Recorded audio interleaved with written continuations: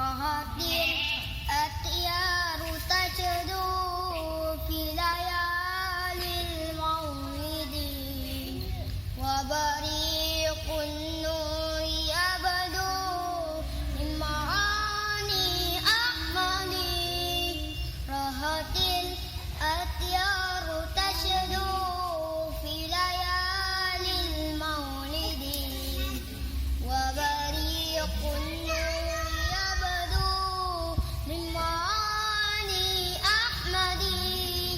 وبريق النور يبدو من معاني أحمد في ليالي المولد في ليالي المولد عبد الله nama ayahnya Aminah ibundanya Abdul Muttalib kakeknya Abu Talib pamannya Khadijah istri setia Fatimah putri tercinta semua bernasab mulia dari Quraisy ternama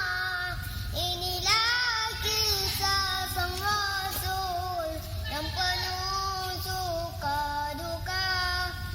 inilah kisah sang Rasul yang penuh suka duka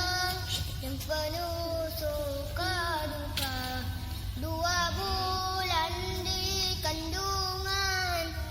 wafat ayah andanya tahun dah dilahirkan yatim dengan kakeknya sesuai adab yang ada disusui Halimah 6 tahun usianya wafat ibu tercinta inilah kisah sang Rasul yang penuh suka duka inilah kisah sang Rasul yang penuh suka duka yang penuh suka duka 8 tahun usia kakek meninggalkannya Abu Talib pun menjaga